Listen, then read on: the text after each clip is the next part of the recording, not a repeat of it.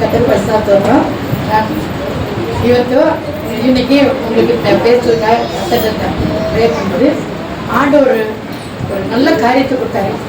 ಇವತ್ತು ನಿಮ್ಮ ಹತ್ರ ದೇವರ ವಾಕ್ಯವನ್ನು ಹಂಚ್ಕೊಳ್ಳಕ್ಕೆ ದೇವರ ಹತ್ರ ಕೇಳಿದಾಗ ಒಳ್ಳೆ ಒಂದು ವಾಕ್ಯದ ಮೂಲಕ ನನ್ನ ಹತ್ರ ಯೇಸು ಸ್ವಾಮಿ ಮಾತಾಡಿದ್ರು. ஒரு நல்ல பங்கு எது? ಒಳ್ಳೆ ಪಾಲು ಯಾವುದು? ವಾಕ್ಯ ವಾಸಿக்கலாம். ಒಂದು ವಾಕ್ಯ ಲೂಕನಿಗೆ ಬರೆದ ಸುವಾರ್ತೆ 10th அதிகாரம் 10ನೇ ಅಧ್ಯಾಯ 42వ ವಚನ. 42ನೇ ವಾಕ್ಯ. லூக்கா 10th அதிகாரம் 42வது. தமிழ்ல கூட வாசிங்க. தேவையானது ஒன்றே, மரியாள் தன்னை விட்டு எடுபடாத நல்ல பங்கை தெரிந்து கொண்டாள். ಕನ್ನಡದಲ್ಲಿ ಓದ್ತೀರಾ? ಲೂಕನು 10 ಕಡೆಯ ವಾಕ್ಯ 42. ಸ್ವಲ್ಪ ಜೋರಾಗಿ ಓದಬೇಕು. ಕೆಲವು ಮಾತ್ರ ಬೇಕಾದದ್ದು, ಕೆಲವುದು ಮಾತ್ರ ಬೇಕಾದ್ದು, ಅಥವಾ ಒಂದೇ ಮರಿಯಳು ಆ ಉತ್ತಮ ಭಾಗವನ್ನು ಆರಿಸಿಕೊಂಡಿದ್ದಾಳೆ, ಉತ್ತಮ ಭಾಗವನ್ನು ಆರಿಸಿಕೊಂಡಿದ್ದಾಳೆ, ಅದು ಆಕೆಯಿಂದ ತೆಗೆಯಲ್ಪಡುವುದಿಲ್ಲ. ಆಮೆನ್. ಅದು ಆಕೆಯಿಂದ ತೆಗೆಯಲ್ಪಡುವುದಿಲ್ಲ. ஆண்டவர் என்ன சொல்றா? ಯೇಸುಸ್ವಾಮಿ ಏನ್ ಹೇಳ್ತಾರೆ ಅಂತ ಹೇಳಿದ್ರೆ, கர்த்தர் கேக்குறது ஒரே ஒரு காரியம். ದೇವರು ನಮ್ಮ ಹತ್ರ ಕೇಳೋದು ಒಂದೇ ಒಂದು ವಿಷಯ. தேவையானது ஒன்றே, ನಮಗೆ ಬೇಕಾಗಿರೋದು ಒಂದೇ ವಿಷಯ. அந்த ஒண்ணு எது? ಅದು ಯಾವುದು ಅಂತ ಇವತ್ತು ತಿಳ್ಕೊಳ್ಳೋಣ. இப்ப ஆண்டவர் சொல்றாரு, ஏசு அத ஒரு வீட்டுக்கு போயிருந்தாங்க. ಒಂದು ಮನೆಗೆ ಯೇಸುಸ್ವಾಮಿ ಹೋಗಿದಾಗ அந்த வீட்ல ஒரு அக்கா, தங்கச்சி, ஒரு தம்பி இருந்தாங்க. ಅಕ್ಕ, ತಂಗಿ, ತಮ್ಮ ಮತ್ತೆ 3 ಜನ ಮನೆಯಲ್ಲಿ ಇದ್ದರು. ஏசப்பா அவங்க ஃப்ரெண்ட்ஸோட சேர்த்து, அவங்க ಶಿಷ್ಯரோட சேர்த்து அந்த வீட்டுக்கு போயிருந்தாங்க. ಶಿಷ್ಯರ ಜೊತೆಗೆ ಮನೆಗೆ ಯಾವಾಗಲೂ ಹೋಗೋದು ಅವ್ರ ರೂಢಿ ಆಗ್ಬಿಟ್ಟಿತ್ತು. அவங்க போன இப்ப நம்ம கெஸ்ட் வந்தா நம்ம என்ன செய்வோம்? சாப்பாடு ரெடி பண்ணுவோம். ನಿಮ್ಮ ಮನೆಗೆ ಯಾರಾದರೂ ವಿಸಿಟರ್ಸ್ ಬಂದ್ರೆ ನೀವು ಅವ್ರಿಗೆ ಆಹಾರ ರೆಡಿ ಮಾಡ್ತೀವಿ. ಇಷ್ಟವಾದ ಬಂದ್ರೆ ಎಲ್ಲ ರೆಡಿ ಮಾಡುவோம். ನಿಮಗೆ ಒಳ್ಳೆ ಪ್ರೀತಿವಂತರು ಇದ್ರೆ ಒಳ್ಳೆ ಒಂದು ಆಹಾರ ಕೊಡ್ತೀರಿ. ಕಷ್ಟವಾದ ಕೊಂಚ ಮಾಡ್ಬಿಡುவோம். ಸ್ವಲ್ಪ ಸಿಕ್ಕಿರೋರಾದ್ರೆ ನೀವು ಸ್ವಲ್ಪ ಕೊಡ್ತೀರಿ. ಆದ್ರೆ ஏசப்பா மேல அவங்களுக்கு ரொம்ப இஷ்டமா இருந்துச்சு. ಯೇಸುಸ್ವಾಮಿ ಮೇಲೆ ತುಂಬಾ ಅವರು ಪ್ರೀತಿ ಉಂಟಾಗಿತ್ತು ಆ 3 ಮಕ್ಕಳಿಗೆ. அதனால அவங்க நினைச்சாங்க நல்ல சமையல் பண்ணி சாப்பாடு கொடுக்கணும் அவங்க ಶಿಷ್ಯர்களா நினைச்சாங்க. ಆ ಶಿಷ್ಯರಿಗೂ ಯೇಸುಸ್ವಾಮಿಗೆ ಒಳ್ಳೆ ಆಹಾರವನ್ನು ಕೊಡಬೇಕು ಅಂತ ಅವರು ತೀರ್ಮಾನ ಮಾಡಿದ್ರು.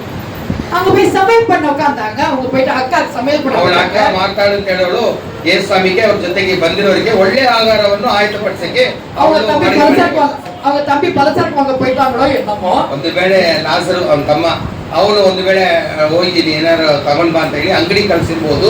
ಆದ್ರೆ ಬೈಬಲಲ್ಲಿ ಬರ್ದಿಲ್ಲ. மரியாள் தான் ஒரு தங்கச்சி மட்டும் இருந்தா. ಮರಿಯಾಳ್ ಅಂತ ಒಂದು ಅಕ್ಕ ಇದ್ದಳು. அவ என்ன பண்ணா, எந்த வேலையும் பார்க்காம இயேசு முன்னாடி வந்து உட்கார்ந்தா. ಅವಳೇನು ಯೇಸುಸ್ವಾಮಿಗೆ ಆಹಾರ ಕೊಡಬೇಕು ಅಂತ ಯೋಚನೆನೇ ಇಲ್ಲ. ಯೇಸುಸ್ವಾಮಿ ಬಂದಿದ್ದೇನೆ, ಅವ್ರ ಹತ್ರ ಬಂದು ವಾಕ್ಯದ ಬಗ್ಗೆ ತಿಳ್ಕೊಳ್ಳೋಣ ಅಂತ ಹೇಳಿ ಅವ್ರ ಪಾದದಲ್ಲಿ ಬಂದು ಅವಳು ಕೂತ್ಕೊಂಡ್ಬಿಟ್ಲು. அப்படி வந்தா நமக்கு வீட்டுல சண்டை வரும். ಇಂಥ ವಿಷಯ ಇದ್ರೆ ಮನೆಯಲ್ಲಿ ಜಗಳಗಳು ಬರೋದು ಸಾಧ್ಯವೇ? நான் மட்டும் சமையல் பண்ணணுமா? ನಾನು ಮಾತ್ರ ಯಾವಾಗಲೂ ಅಡುಗೆ ಮಾಡ್ಬೇಕಾ? ನಾನ್ ಮಾತ್ರ ಕಷ್ಟ ಪಡ್ಬೇಕಾ? ಅವಳು வரமாட்டாளா? அவ மட்டும் சும்மா உட்கார்ந்திருக்கணுமா? ಯಾಕೆ ನನ್ನ ಅಕ್ಕ ಯಾಕೆ ಬರೋದಿಲ್ಲ? ನಾನ್ ಮಾತ್ರ ಅಡುಗೆ ಮಾಡ್ಕೊಂಡು ಕಷ್ಟ ಪಡ್ಬೇಕಂತ ಯಾವಾಗಲೂ ರೂಢಿ ಆಗೋದು ಎಲ್ಲ ಮನೆಯಲ್ಲಿ. அதே பிரச்சனை அந்த வீட்டுல வந்தது. ಎಲ್ಲಾರ ಮನೆಯಲ್ಲೂ ಬರದಂತೆ ಈ ಮೇರಿ ಅವ್ರ ಮನೆಯಲ್ಲೂ ಬಂದಿತ್ತು. அவங்க அக்கா வந்தாங்க. மார்த்தாள் பேரு. ಅವಳ ಹೆಸರು ಮಾರ್ತಾಳ್ ಅಂತ. அவங்க வந்தாங்க. வந்து பார்த்தா ஜீசஸ் முன்னாடி உட்கார்ந்து மரியாள் உட்கார்ந்து இருக்கா. ಜೀಸಸ್ ಪಾದದಲ್ಲಿ ಮರಿಯಾಳು ಅವಳ ಅಕ್ಕ ಕೂತಿದ್ದಾಳೆ. ಆದ್ರೆ ಇವಳು ಒಂದು ನೋಡಿದ್ಳು. ஜீசஸ் என்னென்ன சொல்றாளோ ಎಲ್ಲ ಕೇಳಿட்டೇ இருந்தா. ಯೇಸುಸ್ವಾಮಿ ಹತ್ರ ಅವಳು ಸಂದೇಹಗಳು ಹೇಳ್ತಾಳೆ, ಮತ್ತೆ ವಾಕ್ಯದ ಬಗ್ಗೆ ಮಾತಾಡ್ತಾಳೆ. ಇದೆಲ್ಲ ಅವಳು ತಿಳ್ಕೊಳ್ತಾ ಇದ್ದಳು. உடனே மார்த்தாள் வந்து ಕಂಪ್ಲೇಂಟ್. ಮಾರ್ತಾಳು ಅಂದ್ರೆ ಅಡಿಗೆಯಲ್ಲಿ ತುಂಬಾ ಅವಳು ಜೋರಾಗಿದ್ದಾಳೆ. ಅವಳಿಗೆ ಯೇಸುಸ್ವಾಮಿ ಹತ್ರ ಬಂದು ಒಂದು ಜಗಳ. ಅವಳಿಗೆ ಯೇಸುಸ್ವಾಮಿ ಹತ್ರ ಒಂದು ಕ್ವಶ್ಚನ್ ಕೇಳ್ತಾಳೆ. பாருங்க ஜீசஸ் எவ்வளவு வேலை இருக்குது. இவ படி வந்து உட்கார்ந்துட்டா பாருங்க. ಯೇಸುಸ್ವಾಮಿ ನಿಮ್ಗೆ ಚೆನ್ನಾಗಿದ್ಯಾ ನೋಡಿ, ನಾನು ಒಬ್ಬಳೇ ಕಷ್ಟ ಪಡ್ಬೇಕಾ? ನೀವು ಬಂದಿದ್ದೀರಾ, ಅಕ್ಕ ಬಂದು ಆರಾಮಾಗಿ ನಿಮ್ಮ ಪಾದದಲ್ಲಿ ಕೂತ್ಕೊಂಡ್ಬಿಟ್ಟು ಅಡಿಗೆ ಕೆಲಸ ಯಾರು ಮಾಡೋದು ಅಂತ ಹೇಳೋ ರೀತಿಯಲ್ಲಿ ಅವಳು ಮಾತಾಡ್ಬಿಟ್ಟು. ஆனா ஜீசஸ் திட்டி போமா போய் வேலை செய்ய சொல்லுன்னு சொல்லுவார் நினைச்சாங்க. ಅವಳು ತಿಳ್ಕೊಂಡು ಮರಿಯಾಳಿಗೆ ಯೇಸುಸ್ವಾಮಿ ಹೇಳ್ತಾಳೆ, ಹೋಗಿ ನೀನು ಹೋಗಿ ಮಾಡು, ಕೆಲಸ ಮಾಡು, ಜೊತೆಗೆ ಒತ್ತಾಸೆ ಮಾಡು ಅಂತ ಹೇಳ್ತಾರೆ ಅಂತ ಅವಳು ಅನ್ಕೊಂಡ್ಲು. ஆனா ஜீசஸ் என்ன சொன்னார் தெரியுமா? ಯೇಸುಸ್ವಾಮಿ ಹೇಳಿದ ವ್ಯತ್ಯಾಸ ನೋಡಿ. 41వ ವಚನ ವಾಸಿಗೆ. 41ನೇ ವಾಕ್ಯ. ಅವಳಿಗೆ ಪ್ರತ್ಯುತ್ತರமாக, ಯೇಸು ಅವಳಿಗೆ ಪ್ರತ್ಯುತ್ತರವಾಗಿ, மார்த்தாளே, நீ அநேக காரியங்களை குறித்து கவலைப்பட்டு கலங்குகிறாய். தேவையானது ஒன்றே, தேவையானது ஒன்றே, மரியாள் தன்னை விட்டு எடுபடாத நல்ல பங்கை தெரிந்து கொண்டாள் என்றார். மரியாள் என்னமா, நீ சும்மா சமையல் பண்றதுல போய் உட்கார்ந்து கவலைப்பட்டுட்டு இருக்கறியே. ಮಾರ್ತಾಳೆ ಮಾತಲ್ಲಿ ನೀನು ಯಾವಾಗಲೂ ಅಡುಗೆ ಮಾಡೋದಲ್ಲೇ ನೀನು ಚಿಂತೆ ಮಾಡ್ತಾ ಇದ್ದಲ್ಲ. ಆದರೆ ஒருவேளை ஜீசஸ் வர்றதுக்கு முடியாத சமையல் பண்ணி ரெடியா வச்சிருந்திருக்கணும். ನಾನು ಬರೋದರಿಂದ ಗೊತ್ತು, ನೀ ಮೊದಲೇ ಆಯತ್ತಪಡಿಸಿ ಇರ್ಬೋದು, ಆದ್ರೆ ಅದು ಮುಖ್ಯವಲ್ಲ. ಜೀಸಸ್ ಅಂತಪ್ಪ ಪ್ರೇಯರ್ ಟೈಮ್ ಅದು. ಯೇಸು ಸ್ವಾಮಿ ಬಂದ್ರೆ ಅದನ್ನೆಲ್ಲ ಅವ್ರು ಎದುರು ನೋಡಲ್ಲ. ಅವರು ತನ್ನ ವಾಂಚೆ ಯಾರಿಗೆ ವಾಕ್ಯದಲ್ಲಿ ವಾಂಚೆ ಇದೆ ಅವ್ರನ್ನೇ ಅವರು ಪ್ರೀತಿಸ್ತಾರೆ. ನಾನೇ ಅವರ வீட்டுக்கு பேருக்கு போயிருந்தா ನಾವು ಒಬ್ರು ಮನೆಗೆ ಪ್ರಾರ್ಥನೆ ಮಾಡಕ್ ಹೋಗಿದ್ದೀವಿ. ಪಾಸ್ಟರ್ ಕೊನೆ ಉட்காந்து ನನಗೆ ಬಿರಿಯಾನಿ ರೆಡಿ பண்ணுறோன்னுவாங்க. ನಾವು ವೇದವಾಕ್ಯ ಓದಕ್ ಮುಂಚೆ ಬಿರಿಯಾನಿ ರೆಡಿ ಮಾಡ್ಕೊಂಡು ಬರ್ತಿದ್ದ ಮನೆಯಲ್ಲಿರೋರು ಎಲ್ಲ ಅಡಿಗೆ ಮನೆಗೆ ಹೋಗ್ಬಿಡ್ತಾರೆ. ನಾವು ಇಬ್ರು ಕೂತಿದ್ವಿ. ಬಿರಿಯಾನಿ எப்போனாலும் கிடைக்கும், எங்களுக்கு டைம் ಇಲ್ಲ. ಬಿರಿಯಾನಿ ಎಲ್ಲಿ ಬೇಕಾದ್ರೆ ಸಿಕ್ಕತ್ತೆ. ಆದ್ರೆ ನಿಮ್ಮ ಹತ್ರ ವಾಕ್ಯಗಳ ಬಗ್ಗೆ ಧ್ಯಾನ ಮಾಡಕ್ಕೋಸ್ಕರ ಬಂದಿದೀವಿ, ಅದನ್ನ ಬಿಟ್ಟು ಬಿಟ್ಟು ಬನ್ನಿ ಅಂತ ನಾವು ಹೇಳೋದು. ಕಾಫಿ ಬಿಸ್ಕೆಟ್ போதும், வாங்க வந்து கத்த வார்த்தை கேளுங்கன்னு சொல்லுவோம். ವಾಕ್ಯದ ಬಗ್ಗೆ ಓದಿದ ಮೇಲೆ ಆಮೇಲೆ ಕಾಫಿನೋ ಬಿಸ್ಕೆಟೋ ಕೊಟ್ಟು ಕಳಿಸಿ ನಮಗೆ ಬೇರೆ ಆಹಾರಕ್ಕೋಸ್ಕರ ಬಂದಿಲ್ಲ ಅಂತ ನಾವು ಎಲ್ಲರೂ ಹೇಳೋದು. இப்ப ஜீசஸ் கூட அதான் சொல்றாங்க. ಯೇಸು ಸ್ವಾಮಿ ಅದನ್ನೇ ಇಲ್ಲಿ ಮಾತಾಡಿದ್ದಾರೆ. தேவையான ஒண்ணே ஒரு காரியம் தான். ಬೇಕಾಗಿರೋದು ಒಂದೇ ದೊಡ್ಡ ವಿಷಯ, ಒಂದೇ ಒಂದು. இப்ப நான் வந்திருக்கேன் உங்க வீட்டுக்கு. ನಾನು ನಿನ್ನ ಮನೆಗೆ ಬಂದಿದ್ದೀನಿ. நான் கர்த்தருடைய பிதாவுடைய காரியத்தை உங்களுக்கு சொல்ல போறேன். ನನ್ನ ತಂದೆ ಪಿತಾನ ಅವ್ರ ಕಾರ್ಯ ಬಗ್ಗೆ ನಾನು ನಿಮ್ಮ ಹತ್ರ ಸಂದೇಶಕ್ಕೆ ನಾನು ಬಂದಿದ್ದೀನಿ. ಅದನ್ನ நீ கேட்கணும். ನೀನು ಅದರ ಬಗ್ಗೆ ಮಾತಾಡು. ಅದು ಬಿಟ್ಬಿಟ್ಟು அதை விட்டுட்டு எனக்கு சமையல் பண்றேன், சாப்பாடு போடுறேன், பிரியாணி போடுறேன், எனக்கு ரெடி பண்றேன்னு சொல்லி நீ போய் உட்கார்ந்து வேலை ಅಡಿಗೆ ಮಾಡ್ತೀನಿ, ಅದಕ್ಕೆ ಒತ್ತಾಸೆ ಮಾಡಬೇಕು ಅಂತ ಸೋದರಿ ಬಗ್ಗೆ ನೀನು ಚಾಡಿ ಹೇಳಕ್ ಬರ್ತಾ ಇದೆಲ್ಲ, ಅದು ಬೇಕಾಗಿಲ್ಲ. இப்ப நம்ம கூட யோசிப்போம், ஐயோ மத்தியானம் என்னடா சமையல் பண்றோம்னுட்டு. ನಮ್ಮಲ್ಲಿ ಕೂಡ ಯೋಚನೆ ಮಾಡ್ತೀವಿ, ಮಧ್ಯಾಹ್ನ ಆಯ್ತು ಅಂದ್ರೆ ಮಧ್ಯಾಹ್ನಕ್ಕೆ ಯಾವುದು ನಮಗೆ ಊಟಕ್ಕೆ ಏನ್ ಮಾಡೋದು ಅಂತ ಚಿಂತಿಸ್ತಾ ಇರ್ತೀವಿ ನಮ್ಮಲ್ಲಿ. ஆனா ஏசப்பா என்ன சொல்றாங்கன்னா, ಯೇಸು ಅದೆಲ್ಲ ಅವ್ರು ಹೇಳಿದ್ದು ಏನ್ ಹೇಳ್ತಾ ಇದ್ದಾರೆ? ಚರ್ಚಿல உட்கார்ந்துக்க டைம் கொஞ்ச நேரம் தான். ಆಲಯದಲ್ಲಿ ನೀವು ಕೂತಿರೋದು ಸ್ವಲ್ಪ ಹೊತ್ತು ಅಷ್ಟೇ. அந்த கொஞ்ச நேரத்தை முழு மனசோட ஏகிட்ட வைங்க. ನೀವು ಪೂರ್ಣ ಹೃದಯದಿಂದ ಬಲದಿಂದ ನೀವು ಆಲಯದಲ್ಲಿ ಕೂತ್ಕೊಳ್ಳುವಾಗ ದೇವರ ಮಾತಿಗೆ ನಿಮ್ಮ ಕಿವಿಯನ್ನು ತೆರೆದು ಕೇಳಿಸ್ಕೋಬೇಕು. நம்ம கர்த்தரை ஆலயத்துக்கு வர்றதுக்கு காரணமே, ಆಲಯಕ್ಕೆ ಬರೋ ಉದ್ದೇಶ ಏನು? இங்க ஒரு விஷயம் கிடைக்கும், ஆண்டவர் நம்ம துதிக்க முடியும், ஜெபிக்க முடியும், ಕರ್ತನ ವೇದ ವಾಕ್ಯಗಳ ಆರಾಧನೆ ಸಿಕ್ಕತ್ತೆ, ಮತ್ತೆ ಪ್ರಾರ್ಥನೆ ಮತ್ತೆ ಸ್ತುತಿಸೋದು ದೇವರ ವಾಕ್ಯವು ನಮಗೆ ಇಲ್ಲಿ ಮಾತ್ರ ಸಿಕ್ಕೋದು. அப்ப கர்த்தடி வார்த்தை கிடைக்கும் போது, ದೇವರ ಮಾತು ಸಿಕ್ಕಿದ ತಕ್ಷಣ ಅದನ್ನ ಉடನೆ ನಾವು ಅರ್ಥ பண்ணிக்கணும், எடுத்துக்கணும். நம்ம ಅದನ್ನ ನುಂಗಬೇಕು ಅಂತ ಬೈಬಲಲ್ಲಿ ಕೊಟ್ಟಿದೆ. ವಾಕ್ಯವನ್ನು ತಿನ್ನಬೇಕು ನೀವು. அதை விட்டுட்டு நீ இப்படி தேவையான எல்லாத்தையும் கவலைப்படுறீன்னு சொல்றாங்க. ನೀವು ಅದನ್ನ ಬಿಟ್ಬಿಟ್ಟು ಅಡಿಗೆ ಬಗ್ಗೆ ಯೋಚನೆ ಮಾಡ್ಕೊಂಡು ನಾನು ಊಟಕ್ಕೋಸ್ಕರ ಬಂದಿಲ್ಲ, ಅದರ ಬಗ್ಗೆ ಯಾಕೆ ನಿನ್ನ ಸಹೋದರಿ ಬಗ್ಗೆ ಚಾಡಿ ಹೇಳ್ತೀಯಾ? தன்னை விட்டு எடுபடாத நல்ல பங்கை தெரிந்து கொண்டா. ನೋಡಿ, ಅವಳು ತನ್ನನ್ನು ಬಿಟ್ಟು ತೆಗೆಯಲ್ಪಡದೇ ಇರುವ ಒಳ್ಳೆ ವಿಷಯಗಳ ಬಗ್ಗೆ ಅವಳು ತಿಳ್ಕೊಂಡು ನನ್ನ ಸನ್ನಿಧಾನಕ್ಕೆ ಬಂದಿದ್ದಾಳೆ. ಅವಳು ಒಳ್ಳೆ ವಿಷಯ ಅಲ್ಲ. என்ன ஆண்டவரே, அவங்க மட்டும் நல்ல பங்கை தெரிஞ்சு, அப்ப நாங்களும் நல்ல பங்கை தெரிஞ்சுக்கணும், நாங்க என்ன செய்யணும்? ನಾವು ಒಳ್ಳೆ ಒಂದು ಪಾಲನ್ನು ತೆಗೆದುಕೊಳ್ಳಬೇಕು ಅಂತ ಹೇಳಿದ್ರೆ ನಾವು ಏನು ಮಾಡಬೇಕು ಅಂತ ನಾನು ಚಿಂತಿಸ್ತಾ ಇದ್ದೀನಿ. இப்ப நம்ம வீட்டுக்கு ஜீசஸ் வந்திருக்காங்கன்னா, ಮನೆಗೆ ಜೀಸಸ್ ಬಂದಿದ್ದಾರೆ ಅಂತ ಅನ್ಕೊಳ್ಳಿ.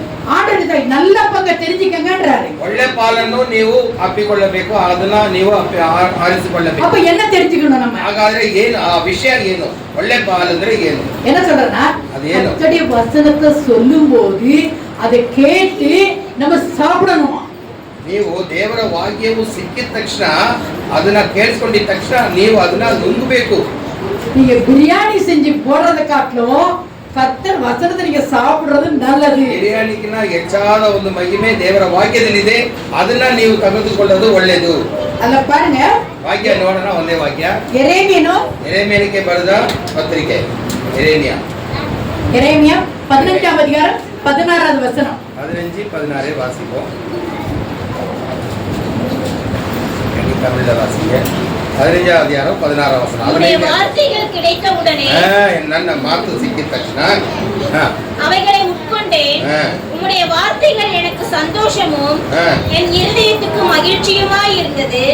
சேனைகளின் தேவனாகிய கர்த்தாவே, உம்முடைய நாமம் எனக்கு தரிக்கப்பட்டிருக்கிறது. அல்லேலூயா. ஆமென். வாசிங்க.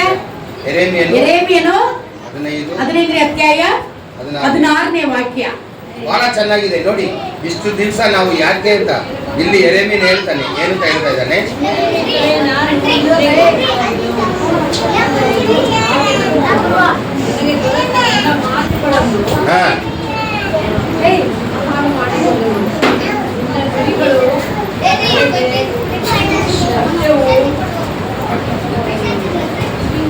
ರೈಟ್ ಸಿಸ್ಟರ್, ಇಲ್ಲಿ ನೋಡೋಣ ಒಂದು ರೋಜಾ ಅವರು. ಹೌದು ಹೌದು. ಮಕ್ಕಳು ಎಲ್ಲ ಹೊರಗಡೆ ಬನ್ನಿ, ಹೊರಗಡೆ ಬಾ. ರೈಟ್, ಓದಿ ಸಿಸ್ಟರ್ ಬೇಗ, ನಮ್ಮ ಟೈಮ್ ಇಲ್ಲ. ನೋಡಿ, ನಿನ್ನ ಮಾತುಗಳನ್ನು ನನ್ನ ಆಹಾರ ಮಾಡಿಕೊಂಡಿದ್ದೀನಿ. ನೋಡಿ, ನಿನ್ನ ನುಡಿಗಳು ನನಗೆ ಅಕ್ಷರವು ಹೃದಯಾನಂದವೂ ಆಗಿದೆ. ಹೃದಯ ಆನಂದವಾಗಿದೆ. ಸೇನಾಧೀಶ್ವರನಾದ ದೇವರೇ, ಯೆಹೋವನೇ, ಯೆಹೋವನೇ, ನಾನು ನಿನ್ನ ಹೆಸರಿನವನಲ್ಲವೇ? ದೇವರು ನಮಗೆ ಸ್ತೋತ್ರ. ಹಲ್ಲೆಲೂಯಾ. ஆண்டவர் என்ன சொல்றாருன்னா, ದೇವರು ಏನ್ ಹೇಳ್ತಾರೆ ಈ ವಾಕ್ಯದ ಮೂಲಕ? நான் சொல்ற வார்த்தைக்கு சாப்பிடுங்க. ನಾನು ಮಾತು ಕೊಟ್ಟಿದ ತಕ್ಷಣ ಅದನ್ನ ನುಂಗ್ಬಿಡ್ಬೇಕು, ನೀವು ತಿನ್ನಬೇಕು, ಮೇಯ್ಬೇಕು. அதை விட பெரிய சாப்பாடு கிடையாது. ಇದನ್ನ ದೊಡ್ಡ ಆಹಾರ ನಮ್ಮ ಭೂಮಿಯಲ್ಲಿ ಯಾವುದೂ ಇಲ್ಲ. அதுதான் பலப்படுத்துற சாப்பாடு. ಅದು ನಮ್ಮನ್ನು ಬಲಪಡಿಸುವ ರೀತಿಯಲ್ಲಿ ದೊಡ್ಡ ಒಂದು ಮಹಿಮೆ ಹೊಂದಿರುವ ವಾಕ್ಯವು. அதை விட்டுட்டு சமையல் பண்ணணும் வேற யோசிக்காதன்னு சொல்றாரு. ನೀವು ಮನೆಯಲ್ಲಿ ಬರೀ ಅಡಿಗೆ ಮಾಡೋದನ್ನೇ ಯೋಚಿಸ್ತಾ ಇದ್ದೀರಿ. ಯಾವತ್ತಾದ್ರೂ ವೇದ ವಾಕ್ಯ ಓದನ್ನ ತಿಳ್ಕೊಳ್ಳೋಣ ಅಂತ ಅದಕ್ಕೆ ಸಮಯ ಕೊಡೋದೇ ಇಲ್ಲ. ಅದು ತಪ್ಪು. அது மட்டும் இல்ல, என் வசனத்தை யார் யார் கேட்கறாங்களோ அவங்கதான் என்ன சொந்தக்காரங்கன்னு சொல்றாரு. ನನ್ನ ವಾಕ್ಯವನ್ನು ತಿಳ್ಕೊಂಡಿರೋರು ನನಗೆ ಸ್ವಂತ ಜನರಾಗ್ಬಿಟ್ಟಿದ್ದಾರೆ. ಅದು ಬೇರೆ ನಿಮಗೆ ಒಂದು ಭಾಗ್ಯ ದೇವರು ಕೊಡೋದು. இப்ப நம்ம எல்லாரும் சொந்தக்காரங்க அவருக்கு. ಈಗ ನಾವು ವಾಕ್ಯ ಕೇಳಿಸ್ಕೊಂಡಿರಲ್ಲ, ನೀವೆಲ್ಲ ದೇವರಿಗೆ ನೆಂಟರಾಗ್ತೀವಿ. ನಾವು எப்படி சொந்தம் தெரியும்? ಸ್ನೇಹಿತರು. எப்படி சொந்தம் தெரியுமா? ಹೇಗೆ ಅವರು ಸ್ವಂತ ಅಂತ ಹೇಳ್ತಾರೆ? ஜீசஸ்க்கு தாயும் சகோதரியும் பிள்ளையும் இருக்கிறோம். ನನ್ನ ತಂದೆಯಾಗಿ ತಾಯಿಯಾಗಿ ನನ್ನ ಸೋದರ ಸಹೋದರಿಯಾಗಿದ್ದೀರಿ. ಯಾಕೆಂದ್ರೆ ನನ್ನ ಮಾತಿಗೆ ಕಿವಿ ಕೊಡೋದ್ರಿಂದ ನನ್ನ ತಾಯಿ ಸ್ಥಾನವನ್ನೇ ನಾನು ನಿಮಗೆ ಕೊಡ್ತೀನಿ ಅಂತಾರೆ. கர்த்தரை வசனத்தை வாசிக்க முன்னாடி நீங்க கேக்குறீங்கல்ல, அப்போ ஆண்டவர் சொல்றாரு, யார் யார் கர்த்தரை வசனத்தை கேட்கறாங்களோ அவங்களே எனக்கு தாயும் சகோதரியுமா இருக்கிறாங்கன்னு சொல்றாங்க. ಯಾರ್ಯಾರು ಕೇಳಿಸ್ಕೊಳ್ತಿರೋ, ವಾಂಚೆಯಿಂದ ದೇವರ ವಾಕ್ಯದ ಮೇಲೆ ಭರವಸೆ ಇಡ್ತಿರೋ ಅವರು ನನಗೆ ತಾಯಿಗೆ ಸಮಾಂತಾರೆ. ಯೇಸುವಿಗೆ ತಾಯಿ ಇದ್ರೆ ಯೋಚನೆ ಮಾಡಿ. ಲೂಕನಿಗೆ ಬರೆದ ಸುವಾರ್ತೆ 8ாம் அதிகாரம் 8ನೇ ಅಧ್ಯಾಯ 21வது வசனம். ಲೂಕನು 8ನೇ ಅಧ್ಯಾಯ 21ನೇ ವಾಕ್ಯ. 8:21. ಆತನ ಅವರಿಗೆ, ಯಾರು ದೇವರ ವಾಕ್ಯವನ್ನು ಕೇಳಿ, ನೋಡಿ, ಯಾರು ದೇವರ ವಾಕ್ಯವನ್ನು ಕೇಳಿ ಅದರಂತೆ ನಡೀತಾರೋ ಅವರು ನನಗೆ ತಾಯಿಯು, ನೋಡಿ, ಅವರೇ ನನಗೆ ತಾಯಿಯು ಸಹೋದರ ಆಗಬೇಕು. தமிழ்ல வாசிங்க. அதற்கு அவர், தேவனுடைய வசனத்தை கேட்டு அதன்படி செய்கிறவர்களே எனக்கு தாயும் எனக்கு சகோதரனுமாய் இருக்கிறார்கள் என்றார். அப்ப என்ன செய்யணும்? கர்த்தருடைய வசனத்தை யார் யார் கேக்குறீங்களோ, இப்ப நம்ம எல்லாம் கேக்குறோமா? ஆனா வசனத்தை நீங்க ஆள் மட்டும் தான் உட்கார்றீங்களா? உங்க மனசு எங்கேயோ இருக்குதா? அத பாத்துக்கங்க. ನಿಮ್ಮ ಮನಸ್ಸು ಎಲ್ಲಿದೆ? ದೇವರ ವಾಕ್ಯದ ಬಗ್ಗೆ ಇದೆಯಾ, ನೀ ಬೇರೆ ಕಡೆ ಇದೆಯಾ ಅಂತ ನೀವೇ ನಿಮ್ಮನ್ನು ಪರಿಶೋಧನೆ ಮಾಡಿ ನೋಡಿ. ஏன்னா நம்ம இங்க தான் உட்கார்ந்திருப்போம். ನಾವು ಸುಮ್ಮನೆ ಶರೀರ ಪ್ರಕಾರ ಇಲ್ಲಿ ಕೂತಿದ್ದೀವಿ. நாங்க வசனத்தை சொல்லிட்டே இருப்போம். ನಾವು ಮಾತನ್ನ ಆಡ್ತಾನೆ ಇದ್ದೀವಿ. ஆனா மனசுக்குள்ள போகாது. ಆದ್ರೆ ನಿಮ್ಮ ಮನಸ್ಸು ಒಳಗೆ ದೇವರೊಳಗೆ ಹೋಗೋದಿಲ್ಲ. அப்படின்னா நீங்க ಅಮ್ಮವಲ್ಲ ಅಪ್ಪವಲ್ಲ ஒண்ணுமே ಆಗ ನಾವು ಯೇಸುವಿಗೆ ಸಹೋದರ ಆಗುತ್ತಾ ತಾಯಿ ಆಗೋದಕ್ಕೆ ಸಾಧ್ಯವಿದೆಯಾ?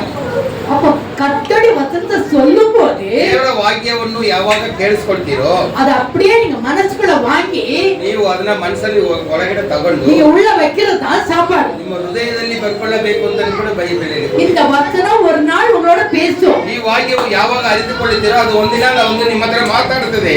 உங்களுடைய கஷ்டமான சமயத்துல இந்த வசனம் சொல்லும் உங்களுக்கு. ನೀವು ಕಷ್ಟದಲ್ಲಿ ಸಿಕ್ಕಾಕೊಂಡಾಗ ಈ ವಾಕ್ಯವೇ ನಿಮ್ಮನ್ನು ಬಿಡುಗಡೆ ಮಾಡೋದು. நான் எங்க வீட்டுல பண கஷ்டம் வந்தப்ப கொஞ்சம் ரொம்ப லாஸ் ஆயிடுச்சு, கடன் ஆயிடுச்சு, ரொம்ப கஷ்டம் ஆயிடுச்சு. ನಮ್ಮ ಕುಟುಂಬದಲ್ಲಿ ನಮ್ಮದಲ್ಲಿ ತುಂಬಾ ಹಣಕಾಸು ತೊಂದರೆಯಲ್ಲಿ ನಾವು ಸತ್ತೋಗೋಣ ಅಂತ ಒಂದು ಸ್ಥಿತಿಗೆ ನಾವು ಬಂದ್ಬಿಟ್ಟಿದ್ವಿ. ஏன்னா சொல்றாங்க பாய்சன் பண்ணி நம்ம எல்லாம் செத்துருவான்னு சொன்னாங்க. ಬೆಟ್ಟದಲ್ಲಿ ಹೋಗಿ ಬೆಟ್ಟದಿಂದ நந்தி ಬೆಟ್ಟಕ್ಕೆ ಹೋಗಿ ಸತ್ತೋಗೋಣ ಅಂತ ಒಂದು ತೀರ್ಮಾನಕ್ಕೆ ಬಂದಿದ್ದು ಒಂದು ಕಾಲದಲ್ಲಿ ನಡೀತು. ஆனா கர்த்தர் என்ன சொல்றாரு? ಆದ್ರೆ ದೇವರು ಏನು ಹೇಳ್ತಾರೋ, நான் உன் கூட இருக்கிறேன், நீயே சாவணும். ನಾನು ನಿನ್ನೊಂದಿಗಿರುವಾಗ ನೀನೇಕೆ ಸಾಯ್ಬೇಕು, ನಿನ್ನಕ್ಕೆ ನಾನು கர்த்தர் வசனத்தை பேசு. ದೇವರ ವಾಕ್ಯದಲ್ಲಿ ತಿಳ್ಕೋ, ಅದರ ಬಗ್ಗೆ ಮಾತಾಡು. அப்ப ஜெபம் பண்ணும்போது கர்த்தர் அழகா பேசுறார் நம்மளோட சேர்ந்து. ನೀವು ಪ್ರಾರ್ಥನೆ ಮಾಡುವಾಗ ದೇವರ ಮಾತು ಮೂಲಕ ವಾಕ್ಯದ ಮೂಲಕ ನಿಮ್ಮ ಹತ್ರ ಮಾತಾಡ್ತಾರೆ.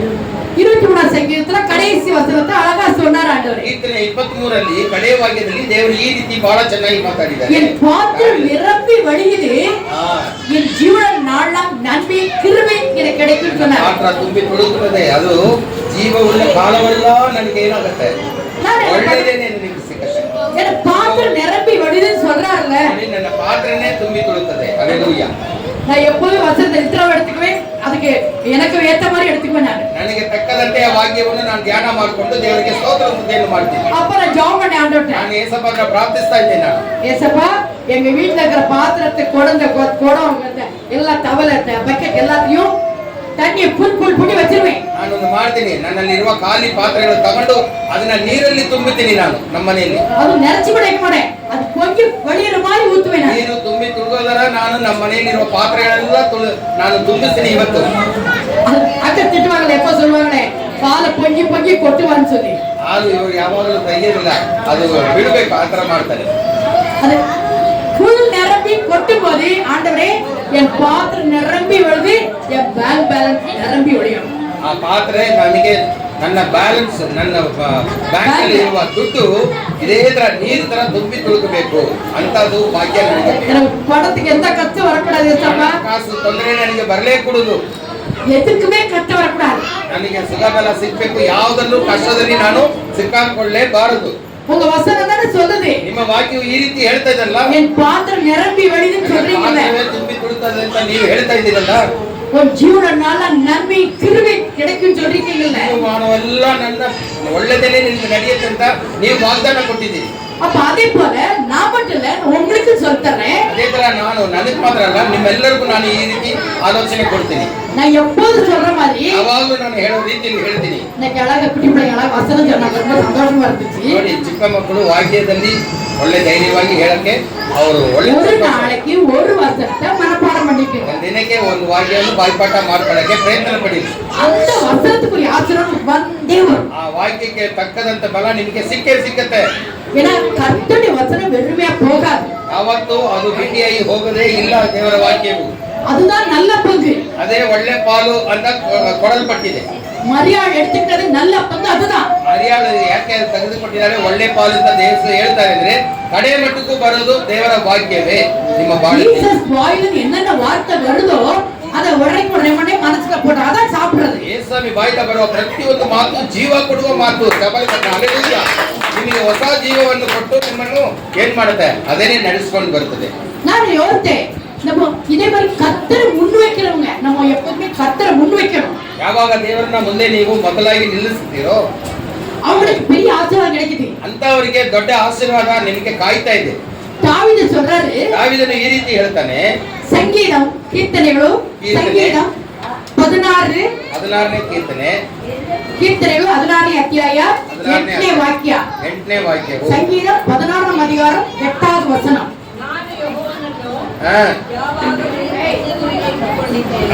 ಮುಂದೆ ಇಟ್ಟಿದ್ದೀನಿ. ಇರೋದ್ರಿಂದ ನಾನು ಎಂದೂ ಕದಲುವುದಿಲ್ಲ. கர்த்தரை எப்பொழுதும் எனக்கு முன்பாக வைத்திருக்கிறேன். அவர் என் வலது பாரிசத்தில் இருக்கிறபடியால் நான் ಅಸಹ್ಯಪಡುವುದಿಲ್ಲ. ಹಲ್ಲೆಲೂಯಾ. ನನ್ನನ್ನು ಯಾರು ಏನು ಮಾಡೋಕ್ಕಾಗಲ್ಲ. ಬಲ ಕಡೆ ನನ್ನ ಏಸಿದ್ದಾರೆ, ನನ್ನ ಮುಂದೇನು ಹೊರಡಿದ್ದಾರೆ. யார் யார் ஏசப்பாவை முன்னாடி வைக்கிறோமோ, கர்த்தரை முன்னாடி வச்சு நம்ம காரியங்களை செய்யறோமோ, ನಿಮ್ ಮುಂದುಗಡೆ ಯಾರಿದ್ದಾರೆ, ಏನಿದೆ, ಯೇಸು ಸ್ವಾಮಿನ ನೀವು ಮುಂದೆ ಇಟ್ಕೋಬೇಕು. ಅವರಿಗೆ ಮೊದಲನೇ ಸ್ಥಾನವನ್ನು ಕೊಡುವರು ಅಂತವರೇ ಮುಂದೆ ಇಡುವುದು ಅಂತ ಅರ್ಥ. ಅಸಹ್ಯಪಡவே ಮಾட்டாங்க. ಅಂತ ಜನ ಯಾವತ್ತೂ ಅಲ್ಲಾಡ್ಸಕ್ಕೆ ಯಾರ ಕೈಲಿ ಆಗೋದಿಲ್ಲ. ಅವರು ಆಶಾಭಂಗ ಆಗೋದು ಇಲ್ಲ. ಹಲ್ಲೆಲೂಯಾ. ஒரு நாள் கஷ்டப்பட மாட்டாங்க. ಅವ್ರು ಯಾವತ್ತೂ ಕಷ್ಟ ಅನ್ನೋದೇ ಬರೋದಕ್ಕೆ ಸಾಧ್ಯವೇ ಇಲ್ಲ. ನಾನು கண்டிப்பா சாட்சியா, உயிருள்ள சாட்சியா நான் சொல்றேன் எப்போதும். ನಾನು ಜೀವಮಾನವಲ್ಲ, ಸಾಕ್ಷಿಯಾಗಿ ನಿಮ್ಮ ಮಧ್ಯದಲ್ಲಿ ಇಲ್ಲ, ಎಲ್ಲಾ ಕಡೆನೂ ಆ ರೀತಿ ನಾನು ಸಾಕ್ಷಿ. வேதத்துல சிலவங்களை பார்க்கலாம். நம்ம ವೇದದಲ್ಲಿ ಕೆಲವರು ಯಾವ ರೀತಿ ಸಾಕ್ಷಿ ಹೇಳಿದ್ದಾರೆ. தாவீது சொன்னார், நான் ஏசப்பா முன்னாடி வச்சிருக்கேன். ದಾವೀದನು ಈ ರೀತಿ ಹೇಳಿದ, ಯಾವಾಗ್ಲೂ ಯೇಸುವನ್ನು ನನ್ನ ಮುಂದೆ ಇಟ್ಟಿದ್ದೀನಿ ಅಂತ. ஏசப்பா முன்னாடி வைக்கிறதுனா என்ன அர்த்தம்? ನನ್ನ ಮುಂದೆ ಇಟ್ಟಿದ್ದೀನಿ ಅಂದ್ರೆ ಅದಕ್ಕೆ ಅರ್ಥ ಏನು? அப்ப ஒரு சிலுவை போட்டு அது முன்னாடி வைக்கிறதா? ಸಿಲುಬೆ ತಂದು ಮುಂದೆ ಇಟ್ಬಿಟ್ರೆ ಅದು ಯೇಸು ಮುಂದೆ ಇರೋದಕ್ಕೆ ಸಮಾನ. இல்ல ஒரு போட்டோ வைக்கிறதா? ಅಥವಾ ಫೋಟೋ ತಂದು ನೀವು ಮುಂದೆ ಇಟ್ಕೊಂಡ್ರೆ ಅದು ಕರೆಕ್ಟ್? ಅದು நீங்க எப்பொழுதும் எந்த காரியம் செய்ய முடியலையோ, ಏನು ಯಾವ ಕೆಲಸವನ್ನು ಮಾಡಕ್ ಹೋದ್ರೆ ஏசப்பாட பிரேயர் பண்ணுங்க. ಏಸಪ್ಪಂದ್ರೆ ಮೊದಲಾಗಿ ಪ್ರಾರ್ಥನೆಯಲ್ಲಿ ಕೂತ್ಕೊಳ್ಳಿ, ಪ್ರಾರ್ಥನೆ ಮಾಡಕ್ ಕಲ್ತ್ಕೊಳ್ಳಿ. அது சம்பந்தப்பட்ட வசனத்தை நீங்க சொல்லுங்க ஆண்டவர்ட்ட. ನೀವು ಯಾವ ಕಾರ್ಯಕ್ಕೋಸ್ಕರ ಪ್ರಾರ್ಥನೆ ಮಾಡ್ತೀರೋ ಅದು ಸಂಬಂಧಪಟ್ಟ ವಾಕ್ಯಗಳು ಬೇಕಷ್ಟಿದೆ, ಅದನ್ನ ನೀವು ಅವರಿಗೆ ತಿಳಿಸ್ಕೊಡಿ. ಅದನ್ನ ಅರ್ಥವಾಗಿ ಓದಿ ಅವ್ರಿಗೆ ಪ್ರಾರ್ಥನೆ ಮಾಡಿ. அது ಪ್ರಾಮಿಸ್ மாதிரி. ಇದು ದೇವರು ಕೊಟ್ಟಿದ್ದ ವಾಗ್ದಾನ ವಾಕ್ಯವು. நான் அதே மாதிரி சொல்லுவேன் எப்போதுமே. ನಾನು ಈ ರೀತಿನೇ ದೇವರ ಹತ್ರ ಹೋರಾಡಿದ್ದೀನಿ, ಪ್ರಾರ್ಥನೆ ಮಾಡ್ತೀನಿ. நீங்க இந்த வசனம் சொல்லிக்கீங்க ஏசப்பா, ಯೇಸುವೇ ನೀವು ಈ ರೀತಿ ವಾಕ್ಯದಲ್ಲಿ ಹೇಳಿದಿರಲ್ಲ, நான் பத்திரம் போயிட்டு பத்திரமா வச்சிருக்கேன். ನಾನು ಜೋಪಾನ ಹೋಗಿ ಜೋಪಾನ ಬರಬೇಕು. இப்போ வரைக்கும் அது வீட்டை விட்டு வெளியே போக ಚಪ್ಪಲ போடும்போது ஒரு பிரேயர் பண்ணிட்டு தான் போடுவேன் நான். ಚಪ್ಪಲಿ ಹಾಕೊಳ್ಳೋಕೆ ಮುಂಚೆ ಕೂಡ ನಾನು ಪ್ರಾರ್ಥನೆ ಮಾಡಿನೇ ಹಾಕೊಳ್ತೀನಿ ಬಿಟ್ಟು, ಅದಕ್ಕೂ ಕೂಡ ಯೇಸುಸ್ವಾಮಿ ನನ್ನ ಜೊತೆಗೆ ಇದ್ರೇನೆ ಸಾಧ್ಯ. ஏன்னா நான் பத்திரமா போடும், பத்திரம் எடுத்து சேரணும். நான் ಜೋಪಾನ ಮಾಡಿ ಹೋಗಿ ಬರೋದು ಯೇಸುಸ್ವಾಮಿ ಕೈಯಲ್ಲಿದೆ, ನನ್ನ ಕೈಯಲ್ಲಿಲ್ಲ. வந்தோட ಚಪ್ಪಲ ಥ್ಯಾಂಕ್ ಯು ಜೀಸಸ್ சொல்லுவேன். ಮನೆಗೆ ಸೇರಿದ ತಕ್ಷಣ ಯೇಸುವೇ ನಿಮಗೆ ಸ್ತೋತ್ರ ಅಂತ ಸ್ತೋತ್ರ ಸ್ತುತಿಯನ್ನು ಸಲ್ಲಿಸ್ತೀನಿ. எனக்கு அதே மாதிரி ஆசீர்வாதத்தை கொடுத்துட்டே வர்றாரு. ಅನುದಿನವೂ ನಾನು ಆಶೀರ್ವಾದ ಪಡಿತಾನೇ ಇದ್ದೀನಿ. ನಾನು என்ன மட்டும் ஆசீர்வதிப்பாரா? ನನ್ನ ಒಬ್ಬನ ಮಾತ್ರ ಆಶೀರ್ವದಿಸ್ತಾರೆ. ಎಲ್ಲರಿಗೂ ಆಶೀರ್ವದಿಸ್ತಾನೆ. ಎಲ್ಲರನ್ನು ಆಶೀರ್ವದಿಸ್ತಾರೆ. ನಿಜமா சொல்றேன் அல்லேலூயா சொல்லலாம். ಎಷ್ಟು ಜನ ಹೇಳಿದ್ದೀನಿ? நிஜமாவே கர்த்தர் ஆசீர்வதிக்கிறார். ನಿಜವಾಗ್ಲೂ ಯೇಸುವಿನ ಆಶೀರ್ವಾದ. ஏன்னா கர்த்தர் வார்த்தை போய் சொல்லவே சொல்லாது. ಯೇಸುವಿನ ವಾಕ್ಯವು ಯಾವತ್ತೂ ಸುಳ್ಳು ಹೇಳೋದೇ ಇಲ್ಲ. அப்ப கர்த்தருடைய வசனத்தை நீங்க முன்னாடி வைக்கணும். கர்த்தரை முன்வைக்கிறேன்னு அர்த்தம். கர்த்தருடைய வசனத்தை நீங்க முன்னாடி சொல்லிட்டு எந்த காரியத்தை செஞ்சு பாருங்க, ஜெயப்படுத்துவாங்க. ಯೇಸುಸ್ವಾಮಿ ಹೇಳಿರುವ ಮಾತನ್ನು ಮುಂದೆ ಇಟ್ಬಿಟ್ಟು ಅದರ ಪ್ರಕಾರ ಪ್ರಾರ್ಥನೆ ಮಾಡಿ ನೀವು ತೀರ್ಮಾನ ಮಾಡಿ ನಿಶ್ಚಯವಾಗಿ ಅದರಲ್ಲಿ ಜಯ ಉಂಟು ನಿಮಗೆ. மோசஸ் சொல்வாரு, ಮೋಸೆ ಈ ರೀತಿ ಹೇಳ್ತಾನೆ. ಮೋಸೆ ಏನು 18 லட்சம் புருஷருக்கு மேல ஜனங்க 6 லட்சம் புருஷருக்கு பைபிள் போட்டுருக்குது. அப்ப அவங்க வைப்பு பிள்ளைங்க பார்த்தா 18 லட்சத்துக்கு மேல ஜனங்க. ಐಗುಪ್ತ ದೇಶದಿಂದ 18 ಲಕ್ಷ ಇರಬಹುದು, ಪುರುಷರು ಮಾತ್ರ 6 ಲಕ್ಷ ಅಂತೆ. ಅಂತ ಜನರನ್ನು ಒಬ್ಬರೇ ನಡೆಸ್ಕೊಂಡು ಬರ್ತಾ ಇದ್ದಾನೆ ಮೋಸೆ. ಕಾನಾನ್ ಕೂಟಿ போகும்போது ಕಾನಾನ್ ದೇಶಕ್ಕೆ ಕರ್ಕೊಂಡು ಹೋಗ್ತಾ ಇದ್ದಾನೆ. ஏசப்பா நீங்க ஏசப்பா அப்ப கிடையாது, கர்த்தர்னு சொல்லுவாங்க. ದೇವರೇ, ನನ್ನ ಕರ್ತನೇ, கர்த்தாவே நீங்க முன்னாடி போனா என்ன கூட்டிட்டு போங்க. ಅವ್ರು ಈ ರೀತಿ ಹೇಳ್ತಾರೆ, ನೀವು ನನ್ನ ಜೊತೆಗೆ ಬಂದಿಲ್ಲ ಅಂದ್ರೆ ನೀವು ಬರಬೇಕು. நீங்க என்ன முன்னாடி போனா என்ன கூட்டி இல்லனா கூட்டி போறீங்க. ನೀವು ನನ್ನ ಮುಂದೆ ಕರ್ಕೊಂಡು ಹೋದ್ರೆ ನಾನು ಬರ್ತೀನಿ, ಇಲ್ಲಾಂದ್ರೆ ಹೋಗಕ್ಕೆ ಬಿಡಬೇಡಿ. ஒரு ஊருக்கு பிரயாணம் பண்ணி போகும்போது ಊರಿಗೆ ಪ್ರಯಾಣ ಮಾಡೋದು ಮುಂಚೆ சொன்னீங்கன்னா ஐயோ ஆடு சித்த நிறுத்திடுவாரே அப்படி யோசிக்கிறோமா? ಅಯ್ಯೋ ಯೇಸುವಿಗೆ ಸದ್ಗ ಇಲ್ಲಾಂದ್ರೆ ನಿಲ್ಲಿಸ್ಬಿಡ್ತಾರ ಅಂತ ಯೋಚಿಸಿ ನೀವು ಸಂದೇಹ ಪಟ್ರೆ ಅದು ಉದಾರ ಆಗೋದಿಲ್ಲ. ஜெபம் பண்ணிட்டு தான் கிளம்புறோம், ಪ್ರಾರ್ಥನೆ ಮಾಡ್ತೀವಿ, ಹೋಗ್ತೀವಿ ನಾವು. இப்போ இல்ல அப்பதான் இவங்க சொல்லுவாங்க ட்ரெயின் பண்ணிட்டு போங்க, ட்ரெயின் போயிடும். ನೀವು ಪ್ರಾರ್ಥನೆ ಮಾಡಕ್ಕೆ ಸಮಯ ನಿಮ್ಗೆ ಕಮ್ಮಿ ಇದೆ, ಅದರಿಂದ ಪ್ರಾರ್ಥನೆ ಬೇಡ ಅಂತ ನಾನು ಹೇಳಿದ್ದೆ ಒಂದಿನ. அப்ப அதுவே ಎಲ್ಲಿ ಸರ್ಕಾರೇ ಟ್ರೈನ್ ನಿಪಾಟಿರ್ತಾರೆ, ನೀವೇ ಕಾಲ ಬಿಡ್றீங்க.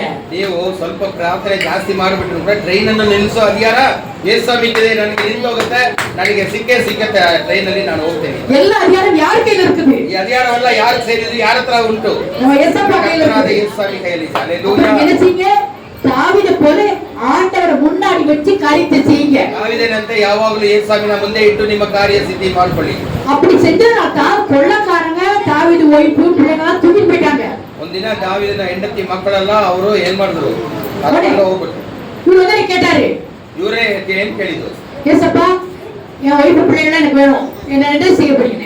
ಅವ್ರು ಹೇಳಿದ್ರು, ನನ್ನ ಹೆಂಡತಿ ಮಕ್ಕಳನ್ನ ನನ್ಗೆ ವಾಪಸ್ ಬರ್ಬೇಕು, ನನ್ಗೆ ಸಿಗ್ಬೇಕು ಅಂತ ದೇವರ ಹತ್ರ ಹೋರಾಡಿ ಪ್ರಾರ್ಥನೆ ಮಾಡಿದ್ರು. நீ இப்போ எல்லாத்தையும் எடுத்துக்க சொன்னாரு. ನೀನು ಮಾತ್ರ ನನ್ನ ಹೆಸರಲ್ಲಿ ಹೋಗಿ ಯುದ್ಧ ಮಾಡು, 10 ಜನನ್ನು ಬಿಡಿಸ್ಕೊಂಡು ನೀನೇ ಬರ್ತಿ, ನಿನಗೆ ಯಾವ ಸಂದೇಹನೂ ಬೇಡ ಅಂತ ಯೇಸುಸ್ವಾಮಿ ದೇವರು ಅವರಿಗೆ ಪ್ರಾಮಿಸ್ ಮಾಡಿದ್ರು. ஏசப்பா முன்னாடி வச்சதுனால தான் ದೇವರಿಗೆ ಮೊದಲನೇ ಸ್ಥಾನ ಕೊಟ್ಟಿರೋದ್ರಿಂದ எல்லாரும் ஜெயம் கிடைச்சிச்சு. ಅವರಿಗೆ ಜಯ ಹೊಂದಿ ತನ್ನ ಹೆಂಡತಿ ಮಕ್ಕಳೆಲ್ಲ ವಾಪಸ್ಸು ಆ ವೈರಿಗಳ ಕೈಯಿಂದ ಬಿಡಿಸ್ಕೊಂಡು ಬಂದನು. பைபிள்ல நிறைய உதாரணம் இருக்கு, சாட்சிகள் இருக்கு. ಎಷ್ಟೋ ಉದಾಹರಣೆಗಳು ಉಂಟು. டைம் இல்ல சொல்ல முடியும், ஆனா கூட சிலர் சொல்லிதான் ஆகணும். ಕೆಲವು ವಿಷಯ ನಾನು ಹೇಳಲೇಬೇಕು, ಯಾಕಂದ್ರೆ ನಮ್ಮ ತಿಳುವಳಿಕೆ ಇದ್ರೇನೆ ನಾವು ಮುಂದೆ ಹೋಗಕ್ಕೆ ಸಾಧ್ಯವಿದೆ. ஆதியாகமம் 39 அதிகாரம் 3ஆம் வசனத்துல, ஆதிகாண்டம் 39 அத்தியாயம் 3 வாக்கியம். ஆதியாகமம் 39ஆம் அதிகாரம் 3ஆவது வசனத்துல யோசேப்பை பார்த்து போத்திபார் சாட்சி சொல்றாரு. போத்திபார் யோசேப்பின் ಬಗ್ಗೆ கர்த்தர் அவனோடு இருக்கிறார் என்றும் அவன் செய்கிற யாவும் கர்த்தர் வாய்க்கப்படுகிறார் என்றும் அவன் எஜமான் கண்டு யோசேப்பின் இடத்தில் தயவு வைத்து அவனை தனக்கு ஊழியக்காரனும் தன் வீட்டுக்கு விசாரணைக்காரனுமாக்கி தனக்கு உண்டான யாவற்றையும் அவன் கையில் ஒப்புவித்தான். ஆமென். ஹalleluya. கன்னடದಲ್ಲಿ 39ஆம் அதிகாரம் ஆதியாகமம் 39 ವಾಚನ ತಮಿಳ ವಾಚನ ಕನ್ನಡದಲ್ಲಿ ಓದಿ. Okay thank you. ಯೆಹೋವನು ಒಂದೇ ಒಂದು ಮಾತ್ರ ಹೇಳಿ. ಸಾಕು. ಆಮೆನ್. ಯೆಹೋವನು ಅವನ ಸಂಗಡ ಇದ್ದನು, ಅಷ್ಟೇ ನಮ್ಗೆ ಬೇಕಾಗುತ್ತೆ. போத்திபார் அந்நிய மனுஷன் யோசேப்பை பார்த்து சொல்றாரு, ದೇವರನ್ನು ಅರಿತುಕೊಳ್ಳದೇ ಇರುವ ವ್ಯಕ್ತಿ ಅವನು ಈ ರೀತಿ ಹೇಳ್ತಾನೆ. இந்த யோசேப்போட அவன் கடவுள் இருக்கிறாரு, அவனால தான் காரியம் வாய்க்குது. ದೇವರು ಅವನೊಂದಿಗೆ ಇರೋದ್ರಿಂದ ಅವ್ರ ಪ್ರಯತ್ನವೆಲ್ಲ ಕೈಕೂಡಿ ಬರಕ್ಕೆ ದೇವರು ಮಾಡ್ತಾರೆ ಅಂತ ಒಬ್ಬ ದೇವರನ್ನ ಅರಿತುಕೊಳ್ಳದೇ ಇರುವ ಮನುಷ್ಯನು ಹೇಳ್ತಾನೆ. நாம கூட ஆண்ட முன்னோச்சி போகும்போது நம்மளை வச்சு மத்தவங்க சாட்சி சொல்லுவாங்க. ನೀವು ದೇವರಿಗೆ ಮೊದಲನೇ ಸ್ಥಾನ ಕೊಟ್ಟು ನಡೆದರೆ ಬೇರೆ ಜಾತಿ ಜನರು ನಿಮ್ಮ ಬಗ್ಗೆ ಈ ರೀತಿ ಸಾಕ್ಷಿಯನ್ನು ಹೇಳ್ತಾರೆ. அவங்க ஏசப்பா பிள்ளைங்க, ಇವ್ರು அவங்களோட நம்ம ஒண்ணும் செய்ய முடியாதுன்னு சொல்லுவாங்க. ನಾವು ಎದುರಾಗಿ ನಿಂತ್ಕೊಳ್ಳಕ್ಕೆ ಸಾಧ್ಯ ಇಲ್ಲ ಅಂತ ನಿಮ್ಮ ವೈರಿಗಳೇ ನಿಮಗೆ ಪರವಾಗಿ ಸಾಕ್ಷಿ ಹೇಳ್ತಾರೆ. அது அவன் ஏசப்பா முன்னாடி சொன்னால பயங்கரமான காரியத்துல கூட கர்த்தர் காப்பாத்தி போனாங்க. ಭಯಂಕರವಾದ ವಿಷಯದಲ್ಲಿ ದೇವರು ಅವನ ಜೊತೆಗೆ ಇದ್ದು ಕಾಪಾಡಿದ್ರು. ஒரு போத்திபார் மனைவி தப்பு செய்ய சொன்னா கூட என் ஆண்டவர் எனக்கு முன்னாடி நிற்கிறார். ಪೋತಿಫರ್ ಹೆಂಡತಿ ತನಗೆ ತಪ್ಪು ಮಾಡಕ್ಕೆ ಕರೆದ್ರು ಕೂಡ ಆ ದೇವರು ನನ್ನನ್ನು ಎಲ್ಲಂತ ಕಾಪಾಡಿದ್ರು ಅಂತ ಅವ್ರು ಸಾಕ್ಷಿಯನ್ನು ಹೇಳ್ತಾನೆ. அப்போ அவர் முன்னாடி எப்போது கர்த்தர் இருக்கிறனால எந்த தப்பு செய்ய முடியல. ಯಾವಾಗಲೂ ದೇವರನ್ನು ಮುಂದೆ ಇಟ್ಟಿರೋದಿಲ್ಲ, ತಪ್ಪು ಮಾಡಕ್ಕೆ ಎದುರ್ಕೊಂಡು ದೇವರಿಗೆ ಭಯಪಡಂತ ಭಯ ಅವನಲ್ಲಿ ಇತ್ತು. ಆದ್ರಿಂದ ಅವನು ಬಚಾವಾದ. நம்ம வாழ்க்கையில ஏதாவது தப்பு இருந்தா கூட நம்ம என்ன சொல்லணும்? ஏசப்பா என் முன்னாடி நிக்கிறாரு, என்னை பார்க்கிறாரு நம்ம யோசிக்கணும். ಮಾಡಕ್ಕೆ ಸಾಧ್ಯವಿದ್ರು ಕೂಡ ಯೇಸು ದೇವರನ್ನು ಕಾಣುವ ದೇವರು ಒಬ್ಬರು ಇದ್ದಾರೆ, ಅವರಿಗೆ ಮೊದಲನೇ ಸ್ಥಾನ ಕೊಟ್ಟಿರೋದಿಲ್ಲ. ಈ ತಪ್ಪನ್ನು ಹೇಗೆ ನಾನು ಮಾಡ್ಲಿ ಅಂತ ನಿಮ್ಮ ಬಾಯಿಂದ ಅರಿಕೆ ಮಾಡಬೇಕು, ಆ ರೀತಿ ನೀವು ಜೀವಿಸಬೇಕು. ஏசப்பா மூடி மறைச்சு நான் தப்பு செய்ய முடியுமா? முடியாது, பயம் வரும். ದೇವರಿಗೆ ರಹಸ್ಯವಾಗಿ ಮುಚ್ಚಿ ಮಾಡಿ ನೀವು ಯಾವ ವಿಷಯನೂ ಮಾಡಕ್ಕೆ ಸಾಧ್ಯವೇ ಇಲ್ಲ. ಹಲ್ಲೆಲೂಯಾ. ஏசப்பா முன்னாடி வைங்க. ಯೇಸು ದೇವರನ್ನು ನೀವು ಮೊದಲನೇ ಸ್ಥಾನದಲ್ಲಿ ಇಡ್ರಿ. ನೀವು கர்த்தர் தப்பு செய்ய விட மாட்டார். ನಿಮ್ಮನ್ನು ತಪ್ಪು ಮಾಡಕ್ಕೆ ಅವರು ಬಿಡೋದೇ ಇಲ್ಲ ಯಾವತ್ತೂ. தானியேல் ஒருத்தர் இருந்தாரு. ದಾನಿಯೇಲ ಒಂದು ವ್ಯಕ್ತಿ, ಅವರು ಗೊತ್ತು ನಿಮಗೆ. தானியேல் 1:17 என்ன சொல்லிருக்கீங்க? 17 ಏನು ಹೇಳಿದೆ? தானியேல் 1:17 கர்த்தர் முன்னாடி வச்சதுனால ದೇವರನ್ನು ಮುಂದೆ ಅವನು ಇಟ್ಟು ಬಂದಿರೋದಿಲ್ಲ. பொறாமப்பட்டு எரிச்சல் பட்டு அவர் சிங்கத்துக்குள்ள போட்டாங்க. ಹೊಟ್ಟೆ ಕಿಚ್ಚು ಮಾಡ್ಕೊಂಡು ಅವನ ಸಿಂಹದ ಗೃಹ ಒಳಗೆ ಹಾಕೋದಕ್ಕೆ ಎಲ್ಲ ಪ್ರಯತ್ನ ಪಟ್ಟು ಹಾಕೇ ಬಿಟ್ರು ಅವನ್ನ. அவன் உள்ள போனா சிங்க கடிச்சு தின்னு சொல்லி ಸಿಂಹ ಅವನ್ನ ತಿಂದಾಕ್ಬಿಡುತ್ತೆ ಅಂತ ಅವರು ಖುಷಿ ಪಟ್ಟರು. நல்லா பட்டி போட்டாங்க, சாப்பாடே கொடுக்காம வச்சு உள்ள போட்டாங்க. ಸಿಂಹಗಳಿಗೆ ಆಹಾರನೇ ಕೊಡದೆ ಆ ಗುಹೆಯಲ್ಲಿ ಈ ಇವನನ್ನು ಒಳಗಡೆ ದಾನಿಯೇಲನ್ನು ಒಳಗಡೆ ಹಾಕಿದ್ರು. ஆனா தானியேல் உள்ள ஆண்டவர் வாயை கட்டி விட்டார். ದಾನಿಯೇಲ್ ಯಾವಾಗ ಒಳಗಡೆ ಸೇರಿದನೋ ಆ ಸಿಂಹದ ಬಾಯೆಲ್ಲ ಕಟ್ಟಾಕ್ಬಿಟ್ಟು ದೇವರು. ஆனா அவர் தானியேல் வெளியே எடுத்த பிறகு ಅವಾಗ ದಾನಿಯೇಲನ್ನ ಹೊರಗಡೆ ತಗೊಂಡ್ ಬಂದಿದ್ದ யார் தானியேல் ಮೇಲೆ பொறாமப்பட்டாங்களோ ಅವನಿಗೆ ವಿರೋಧವೇ ಹೊಟ್ಟೆ ಕಿಚ್ಚು ಪಡ್ಕೊಂಡು ಅವನ್ನ ಎತ್ತಿ ಬಂದರು. அவனை குடிக்கிற போட வச்சாங்களோ ಆ ಗುಹೆಯನ್ನು ಹಾಕಕ್ಕೆ ಯಾರ್ಯಾರು ಪ್ರಯತ್ನ ಪಟ್ರು அவனால உள்ள போட நமக்கு ஒரೇ நிமிஷம் தின்றுச்சு. ವೇದ ವಾಕ್ಯ ಹೇಳ್ತದೆ ಅವ್ರ ಶರೀರ ಕೆಳಗಡೆ ಹೋಗಿ ಸೇರಿಲ್ವಂತೆ. ಅಷ್ಟು ಮಾಂಸವನ್ನು ಮೂಳೆಯನ್ನು ಅಲ್ಲಿರುವ ಸಿಂಹಗಳು ತಿಂದಾಕ್ಬಿಟ್ಟಿದೆ ಅಂತ ಕೊಟ್ಟಿದೆ ಬೈಬಲ್. உள்ள தழுவி கீழே போற நமக்கு இப்படி தின்றுச்சுன்னா ಮೇಲಿಂದ ಬರುವಾಗಲೇ ಅವ್ರ ಹೆಂಡತಿ ಮಕ್ಕಳು ಎಲ್ಲರನ್ನು ಒಳಗಡೆ ಹಾಕ್ಬಿಟ್ರು. ಎಲ್ಲರನ್ನು ತಿಂದಾಕ್ಬಿಟ್ಟಿದೆ ಆ ಒಂದು ಸಿಂಹಗಳು. ஆனா தானியேல தின்ன முடியல. ದಾನಿಯೇಲನ್ನು ಮುಟ್ಟಕ್ಕೆ ದೇವರು ಅಧಿಕಾರ ಕೊಟ್ಟಿಲ್ಲ. தானியேல் கர்த்தர் முன்னாடி வச்சாரு. ಯಾಕಂದ್ರೆ ದಾನಿಯೇಲು ಯೇಸುವಿಗೆ ಮೊದಲನೇ ಸ್ಥಾನ ಕೊಟ್ಟಿದ್ದಾನೆ. ஹல்லேலூயா சொல்லலாம். ಹಲ್ಲೇಲೂಯಾ. நமக்கு கர்த்தர் என்ன செய்வாரு? ನಮ್ಮ ಪ್ರತಿಯೊಬ್ಬರಿಗೆ ಈ ರೀತಿ ದೇವರು ಬಿಡುಗಡೆ ಕೊಡ್ತಾರೆ. ஏச்சல் பராமப்பட்டு நம்மள யாரா என்ன செய்யட்டுமே. ನಿಮಗೆ ವಿರೋಧವಾಗಿ ಹೊಟ್ಟೆ ಕಿಚ್ಚು ಪಡ್ಕೊಂಡು ನಿಮ್ಮಲ್ಲಿ ಎಲ್ಲಾದ್ರೂ ಏನಾದ್ರು ಶಿಕ್ಷೆ ಕೊಡೋಕೆ கர்த்தர் முன்னாடி இருக்கிறார் நமக்கு. ನಿಮಗೆ ದೇವರು ಮುಂದೆ ಇರೋದ್ರಿಂದ ಯಾರು ನಿಮಗೆ ವಿರೋಧವಾಗಿ ಏನು ಕೆಲಸ ಮಾಡಕ್ಕೆ ಸಾಧ್ಯ ಇಲ್ಲ. நம்மள சுத்தி அவர் வேலை அடிச்சிருக்கிறார். ಸುತ್ತಮುತ್ತಲಿನ ಬೆಂಕಿಯಿಂದ ಅವರು ಕೋಟೆ ಮಾಡಿ ನಿಮ್ಮನ್ನು ಕಾಪಾಡಕ್ಕೆ ಸರ್ವಶಕ್ತನಾಗಿದ್ದಾರೆ. அவர் பாதுகாக்க உதவுகிறார். ಅವರು ಜೋಪಾನಾಗಿ ಕಾಪಾಡಕ್ಕೆ ಸರ್ವಶಕ್ತನಾಗಿದ್ದಾರೆ. அதே போல கர்த்தர் அநேக கர்த்தர் ஊழியக்காரங்க கர்த்தர் பிள்ளைகளை இன்னைக்கு நடந்துட்டு ஊழியத்துல வேதனோட அநேகர் வந்து கர்த்தரை முன்வைக்கிறனால ಆಶೀರ್ವದಿಸப்படுறாங்க. ಬೇಕಾಷ್ಟು ಜನ ದೇವರಿಗೆ ಮೊದಲನೇ ಸ್ಥಾನ ಕೊಡೋದ್ರಿಂದ ದೇವರ ಸೇವಕರು ಇವತ್ತು ಬಚಾವಾಗಿ ಉನ್ನತ ಸ್ಥಾನಕ್ಕೆ ಬರ್ತಾ ಇದ್ದಾರೆ. ஒரு காரியத்தை மட்டும் நான் சொல்லி முடிக்கிறேன் உங்களுக்கு. ಈ ವಿಷಯವನ್ನು ಹೇಳಿ ನಾನು ಮುಗಿಸ್ಬಿಡ್ತೀನಿ. நம்முடைய வாழ்க்கையில என்ன செய்யறோம்னா ನಮ್ಮ ಬಾಳಲ್ಲಿ ನಾವು ಏನ್ ಮಾಡಕ್ಕೆ ಪ್ರಯತ್ನ ಪಡ್ತೀವಿ? ஜெபிக்கிறோம், நிறைய ஜெபம் பண்றோம், ಚೆನ್ನಾಗಿ ಪ್ರಾರ್ಥನೆ ಮಾಡಕ್ಕೆ ಕಲ್ತ್ಕೊಂಡ್ ಬಿಟ್ಟಿದೀವಿ. ஆனா வேத வசனத்தை வாசிக்கிறது ரொம்ப கஷ்டப்படுறோம். ವೇದ ವಾಕ್ಯವನ್ನು ಓದೋಕ್ಕೇನೆ ನಮಗೆ ಬೇಜಾರಾಗುತ್ತೆ. ஒரு வசனத்தை எனக்கு மீனிங் தெரியல, நான் ஆண்டவர்ட்ட மீனிங் கேட்டேன். ಒಂದು ವಾಕ್ಯ ನನಗೆ ಅರ್ಥ ಆಗಿಲ್ಲ ಅಂದ್ರೆ ದೇವರ ಹತ್ರನೇ ಕೇಳ್ತೀನಿ ಅದು ಏನಕ್ಕೆ. ரெவலேஷன் பிரகடனை ಪುಸ್ತಕದಲ್ಲಿ வெளிப்படுத்துதல் ಪ್ರಕಟಣೆ அதுக்கு மீனிங் எனக்கு தெரியல. கர்த்தர் அழகா சொல்றாரு. ಪ್ರಕಟಣೆ ಅಂದ್ರೆ ಏನು ಅಂತಾನೆ ಗೊತ್ತಿರಲಿಲ್ಲ. ரெவலேஷன் 3:20 ವಚನ. 3ನೇ ಅಧ್ಯಾಯ ಪ್ರಕಟಣೆ 3ನೇ ಅಧ್ಯಾಯ 20ನೇ ವಾಕ್ಯ. 20ನೇ ವಾಕ್ಯ. ಈಗ ಬಾಗಿಲಲ್ಲಿ ನಿಂತು ತಟ್ಟುತ್ತಾ ಇದ್ದೇನೆ. ಯಾವನಾದರೂ ನನ್ನ ಶಬ್ದವನ್ನು ಕೇಳಿ ಬಾಗಿಲು ತೆರೆದರೆ ನಾನು ಒಳಗಡೆ ಬಂದು ಅವನ ಸಂಗಡ ಊಟ ಮಾಡುವೆನು. ಅವನು ನನ್ನ ಸಂಗಡ ಊಟ ಮಾಡೋನು. ಬಾಗಿಲ ಹತ್ರ ಇದ್ದು ತಟ್ಟುತ್ತಾ ಇದ್ದಾರಂತೆ. நான் வாசலடி இருந்து கதவை தட்டுகிறேன். ஒரு வாசலில் கதவை தட்டுகிறேன். ஒருவன் சத்தத்தை கேட்டு கதவை திறந்தா நான் அவன்கிட்ட வருவேன், அவனோடு கூட நான் ಭೋಜனம் பண்ணுவேன், ಅವನು என்னோடு ಕೂಡ ಭೋಜನ பண்ணுவான். ಇದಕ್ಕೆ ನನಗೆ ಮೀನಿಂಗ್ புரியல. ಇದರ ಅರ್ಥ ಏನು ಅಂತ ನನಗೆ ಗೊತ್ತೇ ಆಗಲಿಲ್ಲ ಎಷ್ಟೋ ದಿವಸ. ನಾನು ಆಂಡವರಿಗೆ ಕೇಟೆ. ಆಗ ಯೇಸು ಸ್ವಾಮಿ ಇದರ ಅರ್ಥ ಏನು ಅಂತ ನಾನು ಕೇಳಕ್ಕೆ ಪ್ರಯತ್ನ ಪಟ್ಟೆ. ಏನ್ ಕೊಡೋದು ನಿಮಗೆ சாப்பிடுவீங்க ஆண்டவரே. ನನ್ನ ಜೊತೆಗೆ ಊಟ ಮಾಡಕ್ ಬರ್ತೀರಾ? அப்படி நான் உன் கூட சாப்பிடுவேன். ನಾನು ಇನ್ನೊಂದಕ್ಕೆ ಊಟ ಮಾಡ್ತೀನಿ. அப்படி சொல்றாரு, அவரு ஏன் கூட சாப்பிடுவான்றாரு. ಅವ್ರು ಮೊದಲೇ ಮಾಡ್ತಾರಂತೆ, ನಾವು ಅವ್ರ ಜೊತೆಗೆ ಸೇರ್ತೀವಂತೆ ಅವನ ಮನೆಗೆ ಹೋಗ್ಬಿಟ್ಟು. அப்ப ஆண்டவர் கிட்ட என்ன மீனிங் சொல்றாரு சொன்னா ಏನು ಅಂತ ಗೊತ್ತಾಗಿರ್ಲಿಲ್ಲ. நான் வசனத்தை வாசிச்சுட்டே வர்றேன். ವಾಕ್ಯವನ್ನು ಪದಿ ಪದಿ ನಾನು ಓದ್ತಾ ಬರ್ತಾ ಇದ್ದೀನಿ. எனக்கு புரியல. ನನಗೆ ಅರ್ಥನೇ ಆಗ್ತಾ ಇಲ್ಲ. நான் வசனத்தை வாசி ஏசப்பா எவ்வளவு வாசிக்கிறாங்க. ಯೇಸುಸ್ವಾಮಿ ನನ್ನ ಜೊತೆಗೆ ಅದನ್ನ ಓದಿ ಹೇಳ್ತಾನೆ ಇದ್ದಾರೆ. அப்புறம் வாசிக்க நான் சாப்பிடுற மாதிரி அது. ನಾನು ವೇದವನ್ನು ಓದ್ತಾ ಇದ್ದೀನಲ್ಲ, ಅದೇನೇ ನಾನು ಊಟ ಮಾಡೋದು. ಹಲ್ಲೆಲೂಯಾ. ಅಂಡರ್ಸ್ಟ್ಯಾಂಡ್ ಇல்லாம நான் ಅರ್ಥ புரியாம வாசிட்டு வர்றேன். ಅರ್ಥ ಮಾಡಿ ತಿಳಿದಿಲ್ಲ ಅಂದ್ರೂ ನಾನು ಓದ್ತಾ ಇದ್ದೀನಲ್ಲ ದೇವರ ವಾಕ್ಯವು, ಅದೇನೇ ನಾನು ಅವರೊಂದಿಗೆ ಪಂದಿಯಲ್ಲಿ ನಾನು ಊಟ ಮಾಡ್ತಾ ಇದ್ದೀನಿ. அப்ப ஏசப்பா எனக்கு அர்த்தம் சொல்லி தர்றாங்க. ಆಮೇಲೆ ಅದರ ಅರ್ಥ ಏನು ಅಂತ ಯೇಸುಸ್ವಾಮಿ ನನಗೆ ಸದುತ್ತರವನ್ನು ಕೊಡ್ತಾ ಇದ್ದಾರಲ್ಲ. அப்ப சொல்றாரு, நீ ஏன் கூட சாப்பிடுவேன்னு சொல்றாரு. ನೀನು ನನ್ನೊಂದಿಗೆ ಊಟ ಮಾಡ್ತಿ ಅಂತ ವಾಕ್ಯಕ್ಕೆ ಅರ್ಥ ಈ ರೀತಿ ಇದೆ ಅಂತ ಹೇಳ್ತಾರೆ. அர்த்தம் புரியாம வார்த்தை ஏன் கூட ஏசப்பா வாசிட்டு வர்றாங்க. ಅರ್ಥವೇ ಗೊತ್ತಿಲ್ಲದೆ ನನ್ನ ಜೊತೆಗೆ ಯೇಸುಸ್ವಾಮಿನೂ ಅದೇ ವಾಕ್ಯವನ್ನು ಓದ್ತಾ ಬರ್ತಾ ಇದ್ದಾರಲ್ಲ. அப்புறம் ஏசப்பா அர்த்தத்தோட அழகா வாசி சொல்லி தரும்போது நான் கேட்டு தெரிஞ்சுக்கணும். ಈಗ ಅವರ ಅರ್ಥವನ್ನು ಜೋರಾಗಿ ನನಗೆ ಹೇಳಿರೋದ್ರಿಂದ ನಾನು ಅದನ್ನ ಚೆನ್ನಾಗಿ ತಿಳ್ಕೊಂಡು ಅದರ ಪ್ರಕಾರ ನಡೀತೀನಿ.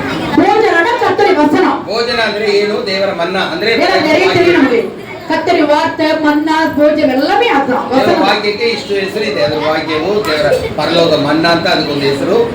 ದೇವರ ವಾಕ್ಯ.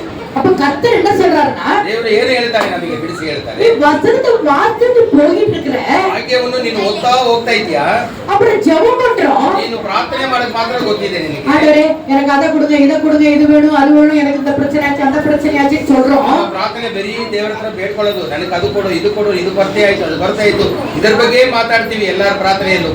எனக்கு அது வந்து எனக்கு விடுதலை கொடுங்க ஆண்டவரே, எனக்கு எப்படியாவது தப்பிச்சுக்கங்க, எனக்கு காப்பாத்தி கொடுங்க, சுகத்தை கொடுங்க நம்ம கேட்கிறோம். ಕೊಡು ಅದು ಮಾಡು ಇದು ಮಾಡು ಅಂತ ದೇವರಿಗೆ ಕಟ್ಟಲೆ ನಾವು ಕೊಡ್ತಾ ಇದೀವಿ. ಇದು ಮಾಡು ಅದು ಮಾಡು ಅಂತ. ಯಾವ ರೀತಿ ಇರ್ಬೇಕು ನಮ್ಮ ಪ್ರಾರ್ಥನೆ? ಜೋಮಿಡಿ ಥ್ಯಾಂಕ್ ಯು ಜೀಸಸ್ ಆಮೆನ್ சொல்லி முடிச்சிரோம். ಥ್ಯಾಂಕ್ ಯು ಜೀಸಸ್ ಹೇಳ್ಬಿಟ್ಟು ಪ್ರಾರ್ಥನೆಯನ್ನ ಮುಗಿಸ್ಬಿಟ್ಟಿದೀವಿ. இப்ப டாக்டர்ட்ட போய் ஜுரம் காய்ச்சல் சொன்னா அவ்வளவு வரைக்கும் வீட்டுக்கு வந்துருவீங்களா?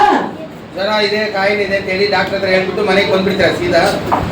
டாக்டர் இந்த சாப்பிட்டீங்களா, இந்த மாதிரி செய்றீங்களா, இந்த மருந்து எடுக்கிறீங்களா, இப்படி பண்றீங்களா கேட்பாರಲ್ಲ சொல்லுவாங்க. ಡಾಕ್ಟರ್ ಏನ್ ಹೇಳ್ತಾರೆ, ಯಾವುದು ಮಾಡಿ ತಗೋಬಾರ್ದು ನೀವು ಅದನ್ನ ತಗೊಂಡಿದ್ದೀರಾ, ಬಿಡಬೇಕು ಅಂತ ಡಾಕ್ಟರ್ ಹೇಳ್ತಾರೆ. ಅವಾಗಲೇ ಔಷಧಿ ಕೆಲಸ ಮಾಡೋದು. ಡಾಕ್ಟರ್ சொல்றத கேட்டாதான் நம்ம சோமாகும். ಡಾಕ್ಟರ್ ಯಾವ ರೀತಿ ನೀನು ಔಷಧಿನ ತಗೋಬೇಕು ಅಂತ ಹೇಳ್ತಾರೋ ಆ ರೀತಿ ತಗೋಬೇಕು. ತಿನ್ನಬಾರದು ಅಂತಾರೆ, ತಿನ್ನಬಾರದು.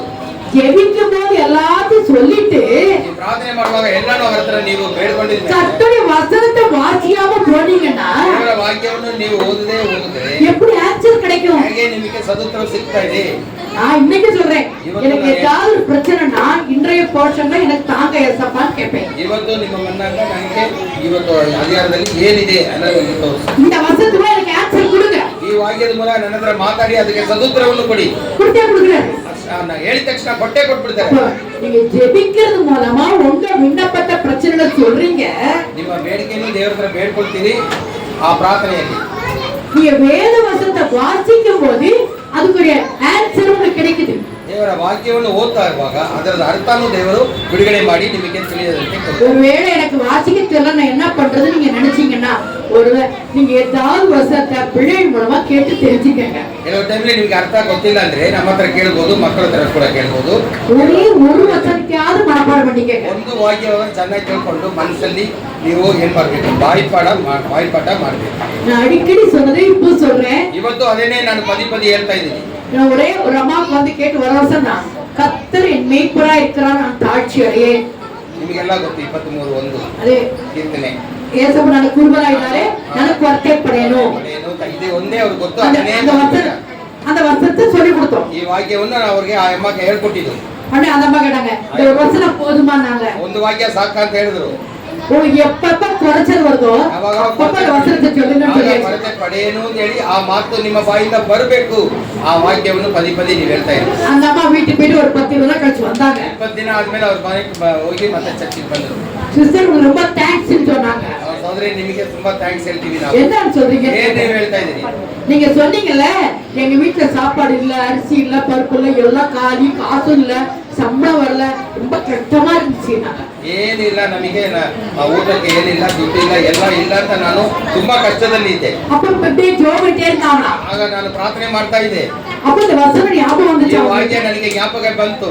ಕೊನೆ ಆಡೋದನ್ನ ಆಡರೆ ನೀನೇ ನನ್ನ ಕುರುಬನು ನಾನು ಕೊರತೆ ಪಡೇನು ನಿನ್ನ ಕುರುಬನು ನೀನೇ ನನ್ನ ಕುರುಬನು ನಾನು ಕೊರತೆ ಪಡೆಯೇನು ಅಂತ ಪದೇ ಪದೇ ಅದೇ ಮಾತನ್ನು ಹೇಳ್ತಾ ಇದ್ದ. அன்னைக்கு சொல்லிட்டே இருந்தாங்களா ಅವತ್ತು ಹೇಳ್ತಾನೆ ಇದ್ರಂತೆ. ஈவினிங்ல யாரோ வந்து அரிசி பருப்பு எண்ணெய் எல்லாம் ஒரு மாசம் ரேஷன் வாங்கி கொடுத்துட்டு போயிட்டாங்களா. ನಡೀದೆ ಅದಿಶಯ ಏನು, ಆ ತಿಂಗಳಿಗೆ ಬೇಕಾದಂತ ರೇಟ್ನೆಲ್ಲ ಯಾರೋ ಒಬ್ರು ಗೊತ್ತಿಲ್ಲದವ್ರು ಬಂದು ಈ ಮನೆಗೆ ಎಲ್ಲ ಕೊಟ್ಬಿಟ್ಟು ಹೋದ್ರಂತೆ. ಚಪಾತಿ ಕಟ್ಟಣ ಅಲ್ಲೆಲ್ಲೂಯ್ಯ ஹalleluya. ಮಾತಿಗೆ ಅಷ್ಟು ಬೆಲೆ ಉಂಟು, ಚೆನ್ನಾಗಿ ತಿಳ್ಕೊಳ್ಳಿ. அப்ப கர்த்தர் வசனம் எவ்வளவு பவர் இருக்கு பாருங்க. ಎಷ್ಟೊಂದು ಅತಿಶಕ್ತಿ ದೇವರು ವಾಕ್ಯದಲ್ಲಿ ತುಂಬಿದೆ. அதனால தான் சொல்றேன் ஒரு வசனத்தை அதை மனப்பாடம் பண்ணி எப்ப பிரச்சனை இருக்கா சொல்லுங்க, கர்த்தரோடு கூட பேசுவார். ದೇವರು ನಿಮ್ಮೊಂದಿಗೆ ಮಾತಾಡಿದ್ರೆ ಪ್ರಶ್ನೆ ಬಗ್ಗೆ ದೇವರ ಹತ್ರ ತಿಳುವಳಿಕೆ ಕೊಟ್ರೆ ಅವರು ನಿಮ್ಗೆಲ್ಲ ನೀಗಿಸಿ ಆಶೀರ್ವದಿಸ್ತಾರೆ. இப்ப வாசிக்க தெரியாதவங்க மொபைல்ல இப்போ இது வந்திருக்குது, ವಾಯ್ಸ್ வாய்ஸ் மெயில் வந்திருக்குது, உங்களுக்கு ஆடியோ ಮೊಬೈಲ್ மொபைல் ಅಲ್ಲಿ ಆಡಿಯೋ ಮೊಬೈಲ್ ಇಂದ ಬರುತ್ತೆ, ಅದೇನೇ ಓದುತ್ತೆ ನೀವು ಕೇಳಿಸ್ಬೇಕು. அதை நீங்க போட்டுட்டு கேட்டுக்கலாம். எல்லாமே கவனிக்கணும் அவசியம் இல்ல.